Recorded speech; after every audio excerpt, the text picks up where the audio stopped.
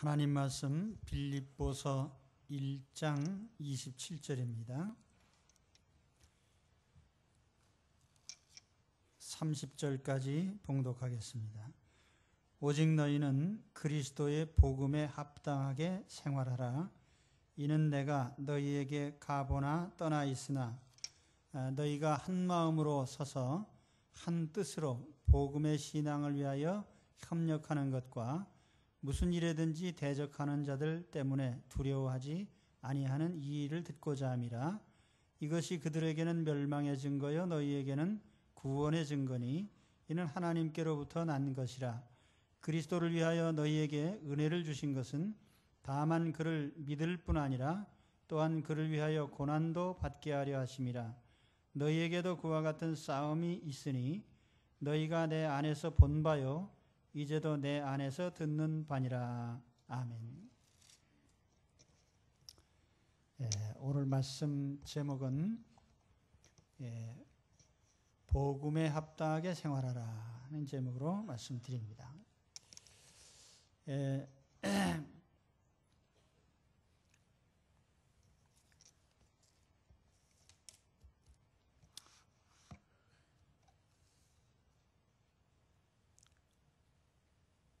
앞서서 바울은 생과 사를 초월한 삶에 대해서 얘기를 했습니다. 그리스도인으로서 생과 사를 초월한 삶을 사는 것도 참 훌륭한 모습인데, 그러나 생과 사를 초월했다고 해서 현실의 삶을 떠나는 것은 아닙니다. 우리는 이 땅에 몸담고 있고 삶의 현장에 있기 때문에 어쩔 수 없이 미움도 있고 시기도 있고 다툼도 있고 각종의 고난도 있습니다. 이러한 현실 속에서 우리는 어떻게 살 것인가, 이 삶의 문제. 오늘 바울은 우리에게 오직 너희는 그리스도 복음에 합당하게 생활하라 이렇게 말씀을 합니다. 여기 생활하라라고 하는 이 단어가 폴리티오마이, 폴리테이아라고 하는 시민권이라는 의미의 단어에서 온 말이고, 이 폴리테이아는 폴리스라고 하는 말에서 왔어요. 그래서 여러분 성경에, 우리말 성경에 그 주가 달려 있는데 거기에 보면은 이 생활하라 하는 말을 시민답게 행동하라고 하는 그런 의미로 번역을 하고 있습니다. 시민 노릇하라 그런 뜻이죠. 로마 시민권을 염두에 두고 한 말입니다. 로마 시민권자는 로마 시민권자로서의 권리가 있고 의무가 있었어요. 로마 시민권자는 각종의 권리가 있었습니다. 선거권과 피선거권이 있고 또 세금을 면제받을 권리도 있고 군 복무를 면제받을 권리도 있고, 만일 군에 복무한다면 전리품을 받을 때에 다른 병사들의 몇 배를 더 받게 되어 있습니다. 재판을 받지 않고는 절대로 처벌받을 수 없고, 재판을 받는 경우에도 황제에게 상소할 수 있는 특권이 있습니다. 이게 다 로마 시민권자의 권리죠. 시민권자를 가진 사람은 안정된 삶을 누릴 수가 있습니다. 또 동시에 의무가 있어요. 로마 정부에, 로마 국가에 충성하고 또 로마법을 준수하고 또는 로마 시민권자로서 안정된 삶을 누릴 뿐 아니라 어떤 면에서는 정신적으로 로마 시민권자로서의 어떤 아량이나 관용과 같은 것들이 다 이 로마 시민권자의 의무입니다. 그런데 오늘 바울은 우리에게 로마 시민권자로서가 아니라 그리스도 왕국, 천국의 시민권자로서의 이런 삶을 얘기를 하고 있는 겁니다. 천국 시민권자답게 살아라. 그 어떤 게 천국 시민권자다운 삶인가? 오늘 말씀은 복음에 합당하게 살아라 이렇게 얘기를 합니다. 복음에 합당하게. 여러분 복음이란 말 많이 들어보셨는데 복음이 뭔지 아십니까?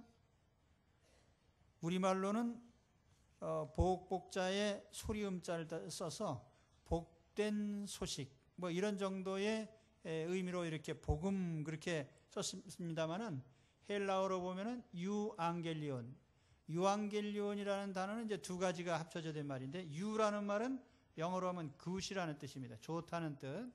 그리고 이 앙겔로스라고 하는 말, 앙겔로스는 이제 천사라는 의미의 단어예요. 그래서 영어의 엔젤이라는 말이 그 앙겔로스라는 단어에서 왔어요. 그래서 이 천사라는 의미지만은 또 소식을 전한다는 의미도 있어요. 그래서 유앙겔리온 그러면은 좋은 소식, 영어로 하면 good news입니다. 좋은 소식. 뭐가 좋은 소식이냐? 한마디로 얘기하면은 지옥 갈 죄인들이 용서받고 천국 간다는 소식이에요. 그래서 좋은 소식인 겁니다. 아마 이 자리에 계신 분 중에 죽지 않을 분은 없을 겁니다. 다 조만간 돌아가실 거예요. 그리고 만일 여러분이 지금 그리스도 안에 있지 않다면 여러분 가운데 한 사람도 지옥 가지 않을 사람 또한 없습니다.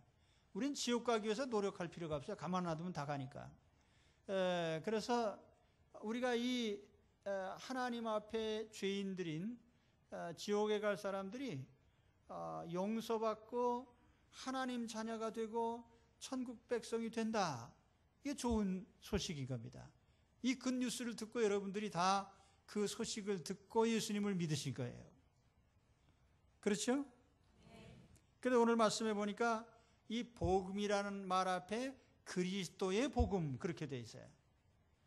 로마 시민권자가 되는 방법이 두 가지가 있습니다. 하나는 로마 시민권자의 자식으로 태어나면 시민권자가 되는 거예요. 또 하나는 돈으로 사는 겁니다. 실제로 노예가 돈을 벌어가지고 로마 시민권을 산 경우가 있습니다. 그러나 천국의 시민권이라고 하는 것은 출생적으로도 될 수 없고 돈으로서 살 수가 없어요. 왜 그렇습니까? 돈으로는 지불할 수 없는 금액이기 때문에 누구도 안 됩니다.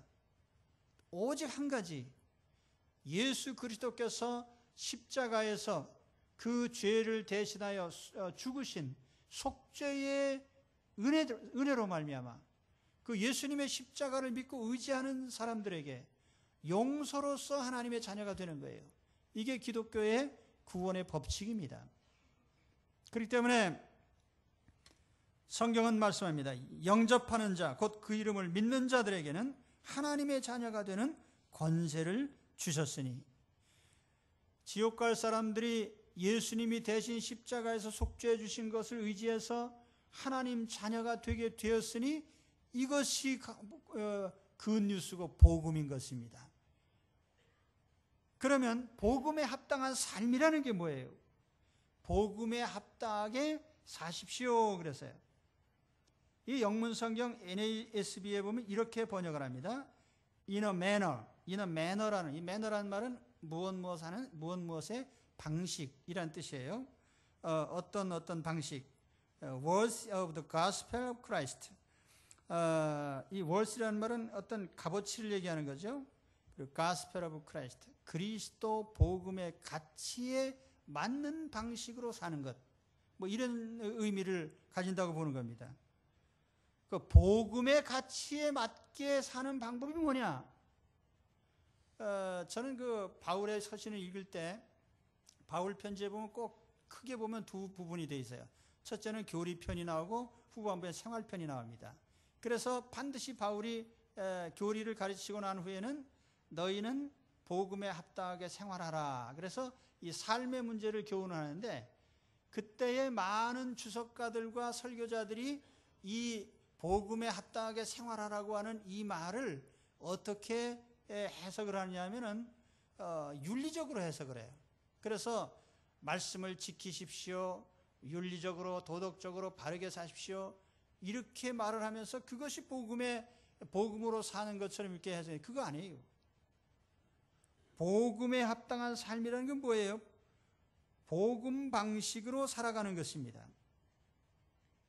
다시 말하면은 죽을 죄인이 용서받고 천국 갈 수 있는 사랑과 은혜를 입은 그 방식으로 살아가는 게 복음으로 사는 거예요. 말하자면은 죽을 죄인을 용서하고 사랑하는 방법으로 사는 게 복음으로 사는 겁니다. 이해가 되십니까? 우리는 복음으로 구원받았고 복음으로 살아야 되는 거예요.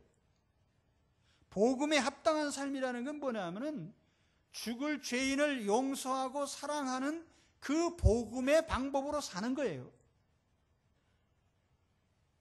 제가 28년째 지금 설교를 하고 있는데 이 자리에서요. 제가 이 본문을 볼 때 이건 내가 전에 좀 핀터가 안 맞았구나 라고 생각한 게 바로 이 부분이에요. 복음에 합당하다는 말은 윤리적으로 바르게 살아라, 정의롭게 살아라 그런 의미가 아니라 죄인을 사랑하고 용서한 그 방법으로 사는 게 복음으로 사는 거예요. 새롭게 우리가 이 사실을 좀 마음에 깨달으시기 바랍니다.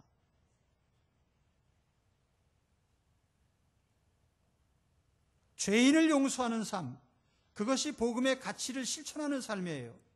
그 구체적인 예가 바로 마태복음 18장에 나옵니다. 거기 보면 1만 달란트를 탕감받은 사람의 비유가 나옵니다. 그 1만 달란트라고는 부채를 도저히 갚을 수가 없는데 그것을 하나님께서 탕감해 주셨어요. 그런데 1만 달란트 빚진 자가 누구냐면 모든 세상 죄인들을 말하는 거예요. 오늘 우리가 그런 사람들이에요. 우리 1만 달란트의 부채를 탕감받은 사람들입니다. 1만 달란트가 얼마나 되는 돈인가? 엄청난 돈이에요.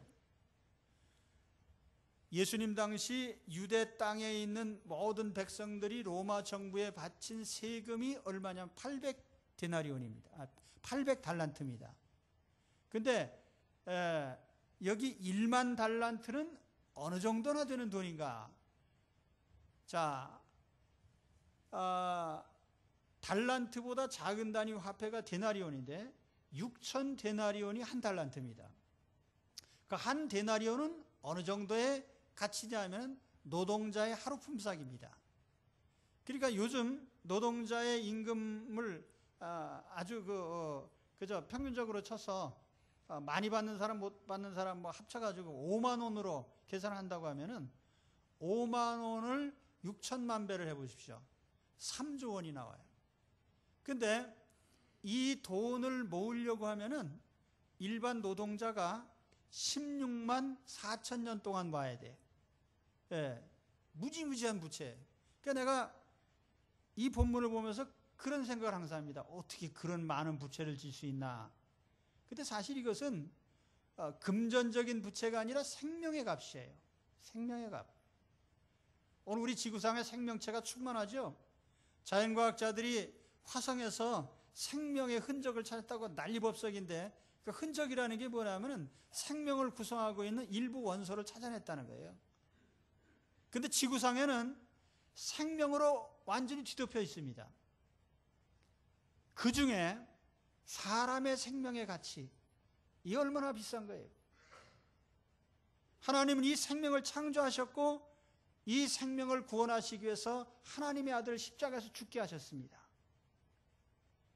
이 가치를 우리가 돈으로 환산할 수 없는 거예요. 그렇죠? 특별히 영혼의 가치, 영혼의 생명, 이거 돈으로 환산할 수 없는 겁니다. 그런데 하나님께서 하나님의 아들을 십자가에 못 박아 죽게 하시면서까지 우리를 용서해 주셨습니다. 그렇다고 하면 우리가 피차간에 200데나리온 빚진 것을 탕감해 주지 못한다면 그건 얼마나 큰 잘못이에요. 우리가 1만 달란트 탕감 받았다면 200데나리온이에요. 1만 달란트에 비하면 그건 아무것도 아니에요. 우리가 이런 마음으로 사는 것이 복음에 합당한 삶이란 말이에요. 정말 막대한 죄값을 탕감받은 사람답게 사시기 바랍니다. 그게 복음으로 사는 사람들이에요. 우린 율법으로 사는 사람이 아니에요. 복음으로 사는 사람이에요. 바울은 오늘 복음에 합당하게 생활하시오 그러세요. 천국 시민권자답게 복음에 합당한 1만 달란트 탕감받은 자로서 사십시오. 그런 방법으로 사십시오. 그러면서 오늘 바울은 세 가지 실천 분야를 얘기를 합니다. 특히 교회 생활을 통해서 우리가 실천해야 될 부분. 첫째로 복음의 신앙을 위해 협력하십시오라고 권면을 합니다. 27절에 보면 이는 내가 너희에게 가보나 떠나 있으나, 바울은 지금 로마 감옥에 있지만 빌립보를 방문하든지 못하든지 부탁하는 바는 너희가 한 마음으로 서서 한 뜻으로 복음의 신앙을 위하여 협력하라 하는 거예요. 여기 협력하라는데 방점이 있습니다. 복음의 신앙을 위해서 협력하라. 이 협력하라고 하는 이 헬라어가 쉬나델로라는 말입니다. 함께 씨름한다는 뜻이에요. 영문 성경에 보면은 이 fighting together 혹은 striving together 이렇게 이제 번역을 합니다. 함께 투쟁하라. 공동의 투쟁을 말하는 거예요. 투쟁의 대상은 교회 밖에 있습니다. 그리고 그렇기 때문에 교회 공동체는 하나가 되어야 되는 거예요. 투쟁의 목표는 복음 신앙을 지키기 위한 겁니다. 복음 신앙이 뭐예요? 예수님의 십자가를 통해서 구원받는 이 진리예요. 복음의 가치는 교회가 가지고 있는 최고의 가치이고 보물입니다. 그래서 이 복음 진리를 사수하기 위해서 교회는 힘써 싸워야 됩니다. 역사상 수많은 무리들이 이 복음의 진리를 빼앗아가려고 도전을 해왔어요. 수많은 이단자들, 또 수많은 우상숭배자들, 죄짓게 만드는 귀신들, 이런 분명한 대적들이 지속적으로 교회를 공격해왔기 때문에 교회는 이 대적들에게 공동의 대적을 해야 되는 것입니다. 그렇게 해서 우리 하나가 되어야 되는 거예요. 성도끼리 다투면 적과 싸울 수 없습니다. 우리는 연약한 인간이기 때문에 교회 안에 있으면서도 때로는 서로 시기하고 질투할 수도 있습니다. 때로는 잘못할 수 있고 실수할 수도 있죠. 그러나 서로 의견이 다르다고 해서 갈등이 있다고 해서 우리가 서로 등지고 원수가 돼서는 안 되는 것입니다. 성도가 서로 등지는 것은 하나님 뜻이 아니고 마귀의 뜻이에요. 본문에서 바울이 뭐라고 합니까? 너희가 한 마음 한 뜻으로 한 마음으로 서서 한 뜻이 되라. 여기 한 마음이라고 했는데 헬라어로는 푸뉴마입니다. 영. 한 영혼이 되라. 한 영이 되라. 다시 말하면 성령으로 하나 되라. 하나님의 영으로 하나가 되라. 영혼이 하나가 되라. 어떻게 성령으로 하나가 돼요? 성령 충만 받아야죠. 성령 받아야죠. 성령이 누구한테 임하십니까? 내 죄를 시인하고 자백하고 예수님의 십자가 앞에 십자가를 의지하고 주님을 영접한 사람에게 하나님께서 그 영혼을 용서하시고 성령을 주십니다. 그 성령으로 하나가 돼야 돼요.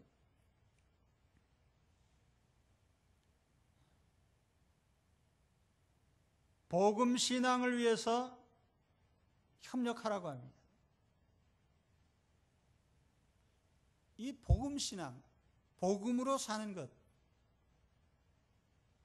이 말의 의미는 우리가 항상 오해하기 쉽습니다. 복음으로 살려고 하면은 항상 우리는 대인관계를 먼저 생각을 해요. 그래서 내가 다른 사람에게 어떤 걸 베풀고 사람에게 무엇을 하고 이걸 연상을 하는데 그게 아니에요. 복음의 핵심은 먼저 주님과의 관계를 맺는 데 있는 겁니다. 복음의 출발점이 뭐냐면 지옥 갈 죄인이 예수님 때문에 용서받는 데서 시작되는 거예요. 그래서 우리가 날마다 주님께 용서받은 체험과 그 주님께 용서받은 체험과 그 용서의 감격이 우리 안에 항상 살아있어야 되는 거예요. 내가 얼마나 많은 죄를 용서받았는지 날마다 체험하고 용서의 기쁨을 누리게 되면 그 사람은 다른 사람을 용서할 수 있고 사랑할 수 있고 관용하게 되는 겁니다. 그러니까 중요한 것은 대인관계가 아니라 주님과의 관계예요. 그것이 복음적인 관계인 것입니다.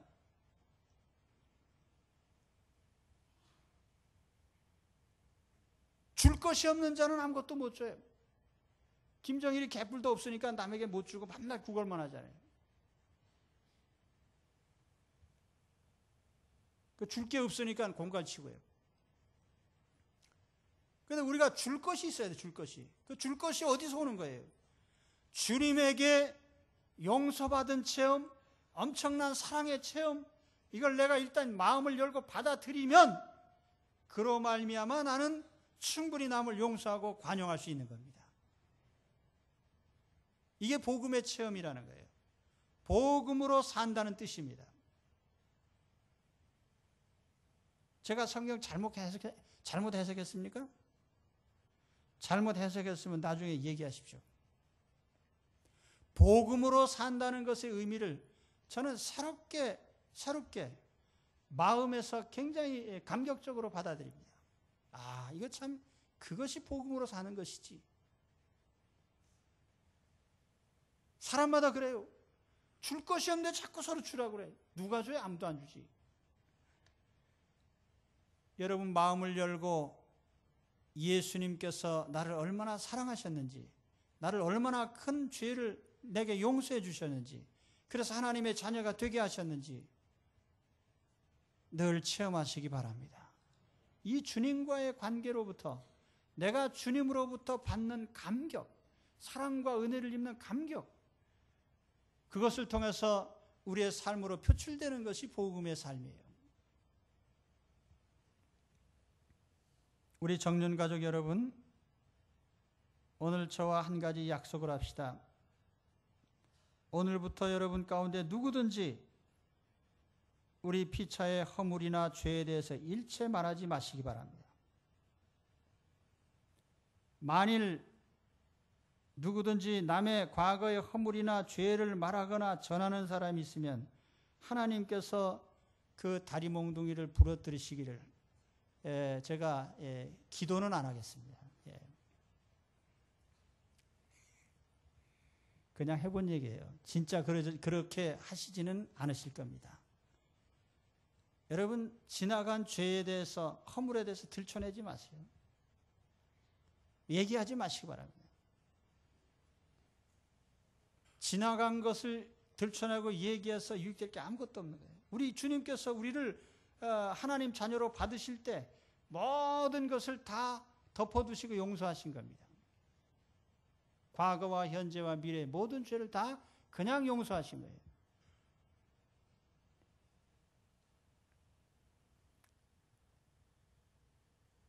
오직 복음으로 하나 되시기 바랍니다. 그래서 공동의 대적인 마귀와 싸우시기 바랍니다. 불신앙과 싸우고 죄와 싸워야 됩니다. 그리고 우리끼리는 더욱 복음으로 하나가 돼야 돼요. 이렇게 되시기 바랍니다. 그 다음에 두 번째는 대적을 두려워하지 않게 살라고 합니다. 대적을 두려워하지 말아라. 28절에 보면 무슨 일에든지 대적하는 자들 때문에 두려워하지 아니하는 이 일을 듣고 싶다. 빌립보 교인들에게 야, 너희는 대적이 많아도 두려워하지 않는구나. 바울이 그걸 원한 거예요. 여기 대적하는 자들, 안티케이메논, 대적자, 반대자, 원수들, 아포넌스 혹은 에니미, 또 어드버서리 뭐 이런 말로 번역을 합니다. 이게 누군가? 우리가 가지고 있는 복음을 깨트리고 복음을 무너뜨리고 하나님의 교회 공동체를 깨트리려고 하는 이것이 바로 대적인 겁니다. 크게 보면 한 서너 가지가 있어요. 첫째로는 기독교를 빙자하는 이단자들입니다. 바울 당시 아시아에는 유대교 율법주의자들이 복음을 자꾸 변질시키려고 했어요. 야, 예수님만 믿으면 뭐 되겠느냐? 예수님만 믿어가지고 하나님 자녀가 되겠느냐? 우리가 권하는 할례도 받고 율법을 지켜야지. 우리는 무엇을 지켜서 하나님 자녀가 된 사람들이 아니에요. 하나님께 용서받아서 십자가의 은혜로 하나님의 자녀가 된 사람들입니다. 우리는 복음으로 하나님 자녀가 된 사람들이에요. 이걸 깨트리려고 하는 게 이단자들이에요. 갈라디아 2장 4절에 바울은 얘기를 합니다. 이는 가만히 들어온 거짓 형제 까닭이라. 저희가 가만히 들어온 것은 그리스도 예수 안에서 우리의 가진 자유를 엿보고 우리를 종으로 삼고자 함이로되. 우리가 예수님 믿고 구원받는 것이 너무나 쉽게 보이고 너무나 그것이 자기들 보기에는 참 우습게 보여서요. 야, 사람이 어떻게 그래서 자기가 무슨 공로가 있어야 천국에 가지. 인간적 교만이죠. 복음을 변질시킨 이단자들, 복음을 왜곡하는 가짜들, 교회를 욕먹게 하는 가짜들이 세상에 많이 있습니다. 우리 대한민국 땅에 얼마나 많은 기독교를 빙자한 이단자들이 많은지 몰라요. 이만희 교주, 예수 증거장막 성전, 일명 신천지, 박명호 교주의 엘리야 복음 선교회, 정명석 교주의 기독교 복음 선교회, 조희성 교주의 영생교 승리재단, 안상홍 교주의 증인회, 각종 종말론자들, 심지어는 미국의 데이비드 버그를 추종하는 칠드런 오브 갓이라고 하는 혼음 종교, 이게 다 대한민국 땅에 들어와서 포교 활동을 합니다. 그런데 거기에 성경을 빙자하고 기독교를 빙자하는 거예요.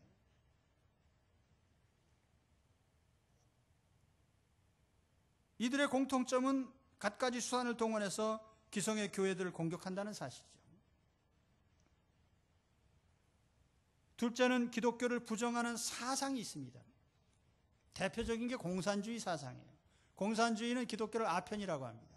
종교는 아편이다. 그리고 종교 가운데 기독교를 가장 두려워합니다. 그래서 지금도 기독교에 대해서 가장 민감하게 반응을 해요. 여러분이 인터넷 포털 네이버라든지 이런 사이트에 들어가 보시면은 언제나 돌아다니면서 교회를 공격하는 댓글을 다는 사람들이 있습니다. 기독교를 폄하하고 비판합니다. 때로는 각종 매스컴을 이용을 해서 합법적인 어떤 프로그램을 만들어서 기독교를 비하하는 이런 것들이 많이 있어요. 아마 북한 공산당이나 북한 정권에 동조하는 세력들도 이런 활동을 많이 하고 있는 것으로 추측이 됩니다. 평양에 가면 봉수교회라는 가짜교회가 있어요. 거짓 성도들과 거짓 목회자가 있습니다. 그런데 이런 데서 주장하는 게 뭐예요? 그 교회가 진짜 교회라는 거예요. 그 교회를 통해서 진짜 교회를 욕하는 거예요. 공격을 합니다. 우리나라에도 두루마기 입으신 분들이 북한에 왔다 갔다 하면서 목회자를 빙자하잖아요. 그러면서 예수님보다 김일성을 더 추앙하는 겁니다. 종교를 빙자했지만 사실은 가짜예요. 목표는 하나입니다. 교회를 공격하는 것입니다. 교회를 파괴하고 기독교 전파를 막는 데 있어요. 세 번째 적은 타락한 문화입니다. 다원주의 사상, 다원주의 문화, 이거 역시 교회에 절대적으로 우호적이질 않습니다. 세상 문화는 하나님의 절대성이나 유일성을 인정하지 않습니다. 그러나 성경을 믿는 우리는 필연적으로 예수 그리스도의 유일성, 하나님의 유일성, 교회의 유일성을 믿을 수밖에 없습니다. 오늘날 교회는 다원주의를 수용하느냐 마느냐의 문화적인 딜레마에 빠져 있어요. 이것을 종교라고 주장하면 문화라고 대항을 하고, 그래서 종교와 문화가 마치 다른 분야인 것처럼 이렇게 얘기를 합니다. 그러나 종교와 문화는 결국 같은 인간이 살아가는 삶의 방식이기 때문에 이것이 다를 수가 없는 거예요. 세속주의 문화는 끊임없이 교회를 압박합니다. 특히 젊은 세대는 이 도전을 뿌리치기가 힘들어요. 만일 국회에서 동성애법을 통과시킨다면 어떻게 하겠습니까? 성경의 정면으로 위배되는 법을 우리는 국가법이라고 따를 수밖에 없는 거예요. 이 모든 대적들의 공통점은 하나님의 교회를 무너뜨리고 공격한다는 사실입니다. 이것이 우리의 대적들인 거예요. 여기에 대해서 바울은 한 가지 부탁을 합니다. 두려워하지 말아라. 28절 보면 무슨 일에든지 대적하는 자들 때문에 두려워하지 아니하는 이 일을 듣고자 한다. 이단자가 됐든 반기독교적 사상이 됐든 세속 문화가 됐든 겁내지 마시기 바랍니다. 우리는 이길 수 있습니다. 교회는 지난 몇천 년 동안 이와 같은 세상의 도전 속에서 강하게 복음을 지켜왔습니다. 세상 정권이 수없이 바뀌고 세상 나라들이 수없이 세워지고 넘어지는 가운데서도 하나님의 교회는 굳건히 지켜져 왔습니다. 세상은 마귀의 영향 아래 있습니다. 마귀가 환영한다면, 그렇기 때문에 우리가 마귀가 좋아하는 걸 행한다면 그것이 이상한 거지. 우리가 하는 일을 마귀가 환영한다면 그것도 또 이상한 거예요. 하나님의 참 성도들이 살아가는 방식이, 복음의 삶의 방식이 마귀의 삶의 방식과 다르기 때문에 당연히 미움을 당하고 대적받는 겁니다.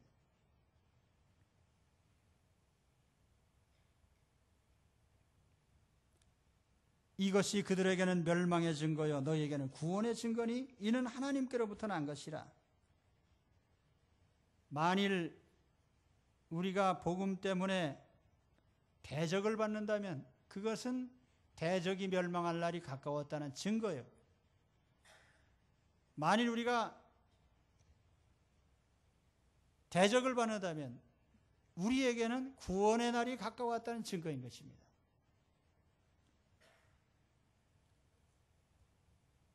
대적자든 하나님의 자녀든 심판이든 구원이든 하나님이 섭리 아래 있습니다. 그래서 우리는 이 대적자들을 두려워하지 말아야 돼요. 복음으로 사는 사람들은 대적자들을 두려워하지 말아야 됩니다. 그럼 마지막으로 고난을 달게 받으라고 합니다. 29절에 보면 그리스도를 위하여 너희에게 은혜를 주신 것은 다만 그를 믿을 뿐 아니라 또한 그를 위하여 고난도 받게 하심이라. 여기 고난을 받는 것이 하나님께서 우리에게 원하시는 바라고 얘기를 합니다. 그리스도를 위하여 너희에게 은혜를 주신 것은, 우리가 지옥 갈 사람들이 하나님 자녀가 되는 이 큰 은혜를 주시고 축복을 주신 것은 다만 예수님을 믿을 뿐 아니라 예수 그리스도를 위하여 고난도 받는, 이것이 하나님의 원하는 목적이에요. 고난을 달게 받으시기 바랍니다. 다른 말씀은 아멘 하시지만 고난을 달게 받으십시오 그랬더니 아멘, 그리고 얼른 그냥 고난을 달게 받으시기 바랍니다.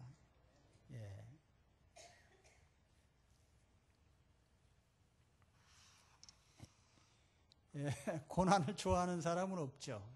그러나 복음으로 고난받는 것은 축복입니다. 천국 시민권자가 되는 은혜를 받았기 때문에 고난도 따라온다, 이렇게 오늘 말씀하죠.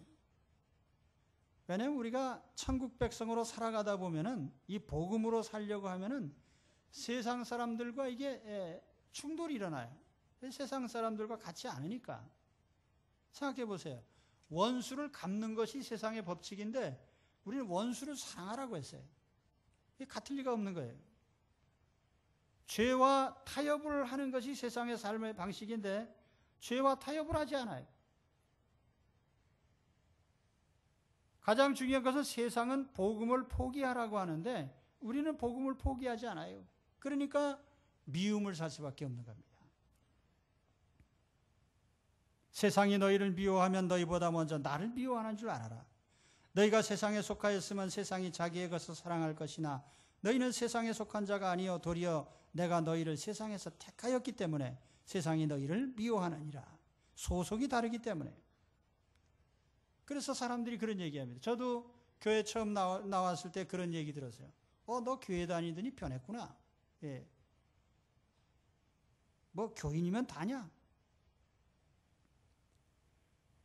왜 이런 말을 듣습니까? 예전에는 시키는 대로 고분고분 다 죄를 지으라고 하면 짓고 했는데 이제는 거절할 수밖에 없어요. 거짓말을 할 수가 없고 우리가 욕하고 원망 불평을 하지 않으니까 자기 편이 아닌 겁니다. 영적인 소속이 달라진 거예요. 그래서 세상 사람들이 혹 미워하고 싫어하는 거죠. 넌 왜 우리 방식대로 살지 않냐? 고난을 달게 받으시기 바랍니다. 죄를 짓고 고난받으면 할 말이 없지만 예수 믿는 것 때문에 고난받으면 하나님의 상급이 있습니다. 그래서 베드로전서 2장 19절에 말씀하기를 부당하게 고난을 받아도 하나님을 생각함으로 슬픔을 참으면 이는 아름다우나 죄가 있어 매를 맞고 참으면 무슨 칭찬이 있겠느냐. 그러나 선을 행함으로 고난을 받고 참으면 이는 하나님 앞에 아름다우니라. 바울은 자기의 삶에 대해서 얘기를 하죠. 너희에게도 그와 같은 싸움이 있으니 너희가 내 안에서 본 바요 이제도 내 안에서 듣는 바니라. 빌립보 교인들이 바울이 고난받는 걸 전에 봤어요. 처음부터. 바울이 사도행전 16장에 보면 처음 빌립보에 가서 복음 전할 때 점치는 귀신 들린 여자가 있어서 귀신을 쫓아냈어요. 그랬더니 그것 때문에 그냥 바울을 붙잡아다가 때리고 가두고 그래서 감옥에 들어갔잖아요. 바울이. 감옥 속에 들어가는 바람에 간수장을 전도하고 그 가족을 전도하고 그래서 믿게 된 그 가족이 빌립보 교인들이 된 겁니다. 그러니까 빌립보 교인들은 바울이 처음부터 고난받는 것을 알고 있어요. 그런데 지금도 또 로마 감옥에 들어가 있어요. 그렇지만 이 모든 고난이 다 하나님께서 복음을 위해서 주신 것이기 때문에 달게 받는다는 말이에요.